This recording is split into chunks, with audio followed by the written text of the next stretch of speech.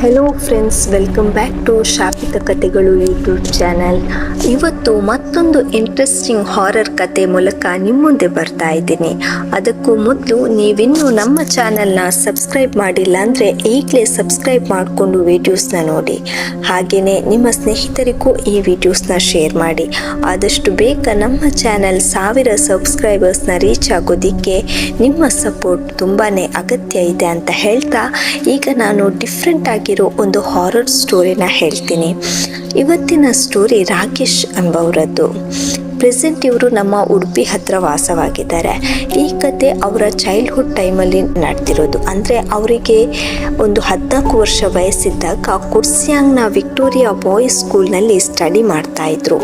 ಆ ಟೈಮ್ಲಿ ರಾತ್ರಿ ನಡೆದ ಘಟನೆಯನ್ನು ಅವರು ಇವತ್ತಿಗೂ ನೆನಪು ಮಾಡಿಕೊಂಡ್ರೆ ಅವರಿಗೆ ನಿದ್ದೆನೇ ಬರಲ್ಲ. ಕೆಲವು ಸಲ ಕಣ್ಣು ಮುಚ್ಚಿದ ತಕ್ಷಣ ಅವರಿಗೆ ಆ ಹಳೆ ಕಾರಿಡಾರ್ ಕಣ್ಮುಂದೆ ಬಂದ್ಬಿಡುತ್ತೆ.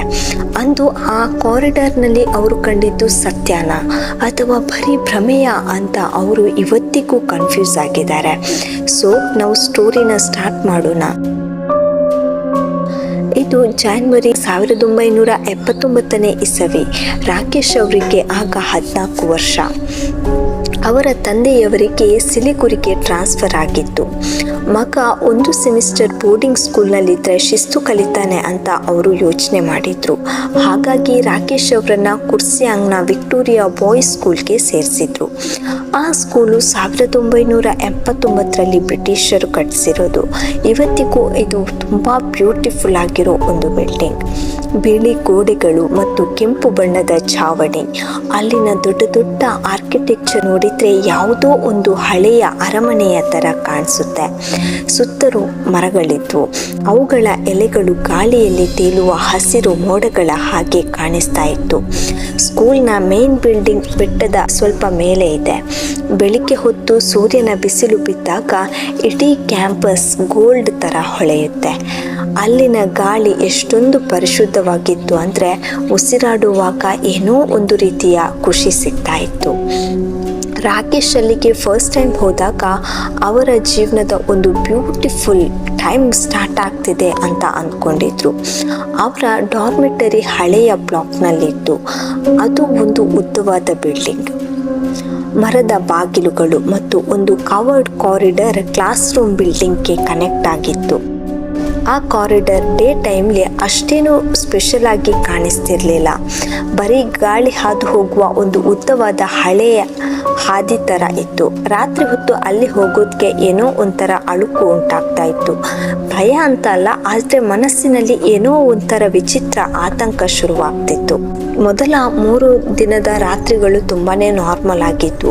ರಾಕೇಶ್ ತನ್ನ ರೂಮ್ ಪಾರ್ಟ್ನರ್ ಅಜಯ್ ಜೊತೆ ಫ್ರೆಂಡ್ಶಿಪ್ ಮಾಡ್ಕೊಂಡಿದ್ರು. ಅವರಿಬ್ಬರು ರಾತ್ರಿ ಹೊತ್ತು ಕದ್ದು ಮುಚ್ಚಿ ಟಾರ್ಚ್ ಲೈಟ್ನಲ್ಲಿ ಕಾಮಿಕ್ಸ್ ಓದ್ತಾ ಇದ್ರು. ಅದೇ ಕ್ಲಾಸಿಕ್ ಬೋರ್ಡಿಂಗ್ ಸ್ಕೂಲ್ ಲೈಫ್ ಮಸ್ತಿ ಅಂದರೆ 4th ಡೇ ನೈಟ್ ಎಲ್ಲನೂ ಬದಲಾಯಿತು. ರಾತ್ರಿ ಸುಮಾರು 2 ಗಂಟೆ ಟೈಮ್ ಇರಬಹುದು. ರಾಕೇಶ್ ಅವರಿಗೆ ಸಡನ್ ಆಗಿ ಎಚ್ಚರ ಆಗುತ್ತೆ. ಡಾರ್ಮಿಟರಿ ಹೊರಗಡೆಯಿಂದ ಏನೋ ಒಂದು ಸದ್ದು ಬರ್ತಾ ಇರೋದನ್ನ ಅವರು ಗಮನಿಸಿದ್ರು. ಸೈಲೆನ್ಸ್ ಮಧ್ಯೆ ಒಂದು ಸಣ್ಣ ನಾಯ್ಸ್ ಕೇಳಿಸ್ತಾ ಇತ್ತು. ಅದರ ಜೊತೆಗೆ ಯಾರೋ ನಡೀತಾ ಇರೋ ಒಂದು ಸದ್ದು. ಅದು ಕೂಡ ಹೆವಿ ಲೆದರ್ ಶೂ ಸದ್ದು. ಹಳೆ ಕಾಲದ ಟೀಚರ್ಸ್ ಹಾಕಿಕೊಳ್ತಾ ಇದ್ದ ಶೂಗಳ ಸದ್ದಿನ ಥರ ಇತ್ತು. ಆ ಸದ್ದು ಸ್ಲೋ ಆಗಿ ಹತ್ರ ಬರ್ತಾ ಇತ್ತು. ರಾಕೇಶ್ ಭಯದಿಂದ ಎದ್ದು ಕೂತ್ಕೋತಾರೆ. ಅವರ ಹಾರ್ಟ್ ಬೀಟ್ ಎಷ್ಟೊಂದು ಜೋರಾಯಿತು ಅಂದರೆ ಅವರಿಗೆ ಕಂಟ್ರೋಲ್ ಮಾಡೋಕ್ಕೆ ಆಗ್ತಿರ್ಲಿಲ್ಲ. ಬಾಗಿಲಿನ ಕಡೆ ನೋಡಿದ್ರು. ಆ ಬಾಗಿಲು 80 ಮೀಟರ್ ಉದ್ದದ ಕಾರಿಡಾರ್ಗೆ ಓಪನ್ ಆಗ್ತಿತ್ತು. ಅಲ್ಲಿ ಎಲ್ಲೋ ಲೈಟ್ ಆನ್ ಆಗಿತ್ತು. ಅವರಿಗೆ ಯಾರದ್ದು ನೆರಳು ಇರೋ ಥರ ಅನ್ನಿಸ್ತು. ಆ ಸದ್ದು ಈಗ ರಾಕೇಶ್ ಅವರ ರೂಮಿನ ಹತ್ರ ಬರ್ತಾ ಇತ್ತು. ಆ ಸೈಲೆನ್ಸ್ ನೋಡಿ ಅವರಿಗೆ ತುಂಬಾ ಪ್ಯಾನಿಕ್ ಆಯಿತು. ಫ್ಯೂ ಸೆಕೆಂಡ್ಸ್ ಆದಮೇಲೆ ಆ ಸದ್ದು ಬಾಗಿಲಿಂದ ಹೊರ ಹೋಗೋದಕ್ಕೆ ಸ್ಟಾರ್ಟ್ ಆಯಿತು. ರಾಕೇಶ್ ಅವರಿಗೆ ಆ ರಾತ್ರಿ ಇಡೀ ನಿದ್ದೆನೇ ಬರಲಿಲ್ಲ.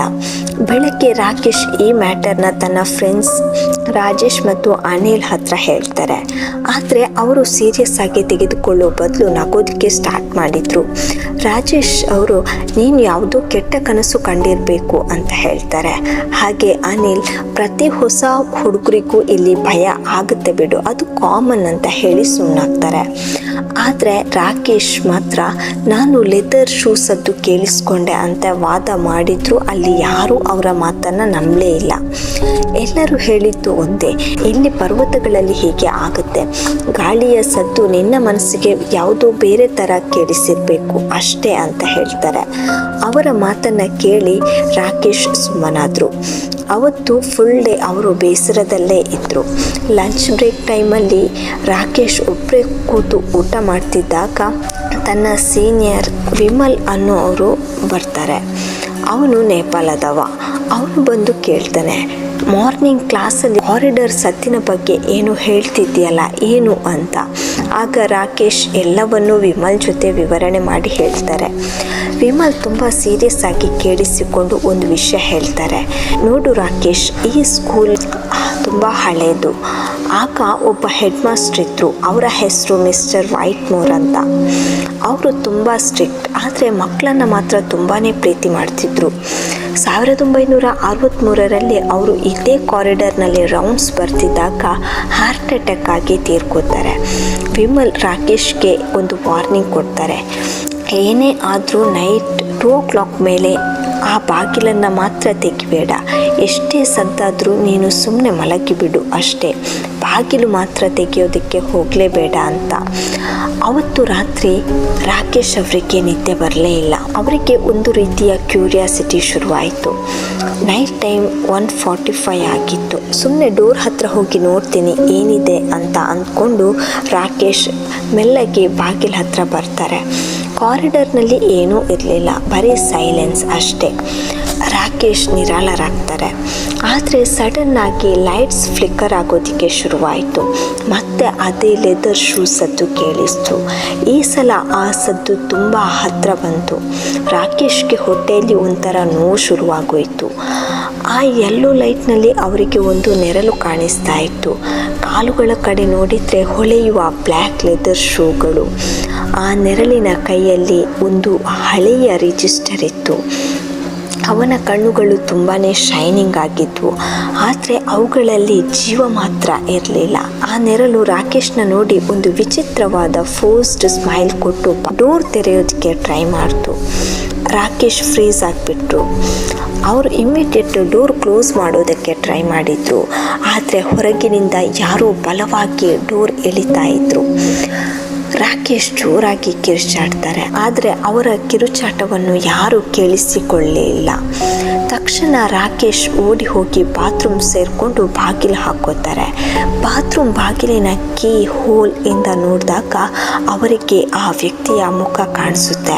ಒಣಗಿ ಹೋದ ಯೆಲ್ಲೋ ಫೇಸ್. ಆ ಫೇಸ್ ಮಾತಾಡೋದಕ್ಕೆ ಶುರು ಮಾಡುತ್ತೆ. ಅಟೆಂಡೆನ್ಸ್ ಟೈಮ್, ಕ್ಲಾಸ್ಗೆ ನಡಿ ಅಂತ. ಮತ್ತೆ ಆ ವ್ಯಕ್ತಿ ಬಾತ್ರೂಮ್ ಬಾಗಿಲು ತಟ್ಟೋದಕ್ಕೆ ಶುರು ಮಾಡ್ತಾರೆ. ರಾಕೇಶ್ ಕ್ಲಾಸ್ಗೆ ನಡಿ, ಲೇಟ್ ಆಗ್ತಿದೆ ಅಂತ ಹೇಳ್ತಾರೆ. ರಾಕೇಶ್ ಭಯದಿಂದ ಅಲ್ಲಿಯೇ ಪ್ರಜ್ಞೆ ತಪ್ಪಿ ಬಿದ್ದುಬಿಟ್ರು.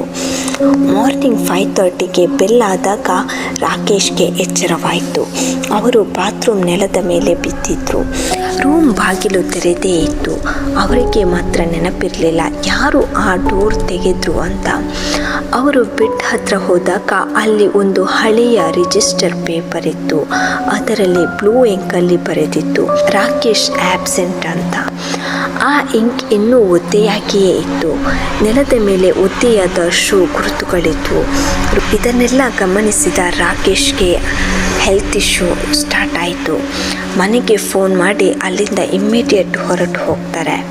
ಇವತ್ತಿಗೂ ಅವರ ಹತ್ತಿರ ಆ ರಿಜಿಸ್ಟರ್ ಪೇಪರ್ ಹಾಗೆಯೇ ಇದೆ. ಡಾಕ್ಟರ್ಸ್ ಇದನ್ನು ಭ್ರಮೆ ಅಂತ ಹೇಳ್ತಾರೆ. ಆದರೆ ಆ ಒದ್ದೆಯಾದ ಇಂಕ್ ಮತ್ತು ಶೂ ಗುರುತು ಎಲ್ಲಿಂದ ಬಂತು? ರಾಕೇಶ್ ಅವರು ಆ ಪೇಪರ್ನ ಎಂದಿಗೂ ಕಾಪಾಡ್ಕೊಂಡು ಬಂದಿದ್ದಾರೆ. ಆ ರಾತ್ರಿ ನಡೆದ ಘಟನೆ ಇವತ್ತಿಗೂ ಅವರನ್ನು ಕಾಡ್ತಲೇ ಇದೆ. ಈ ಕತೆ ನಿಮಗೆ ಇಷ್ಟ ಆಯಿತು ಅಂದರೆ ಒಂದು ಲೈಕ್ ಕೊಟ್ಟು ಕಮೆಂಟ್ ಮಾಡಿ. ಹಾಗೆಯೇ ಇಮಿಡಿಯೇಟಾಗಿ ನಮ್ಮ ಚಾನಲ್ನ ಸಬ್ಸ್ಕ್ರೈಬ್ ಮಾಡಿಕೊಂಡು ಪಕ್ಕದಲ್ಲಿರೋ ಬೆಲ್ ಐಕಾನ್ನ ಪ್ರೆಸ್ ಮಾಡಿ.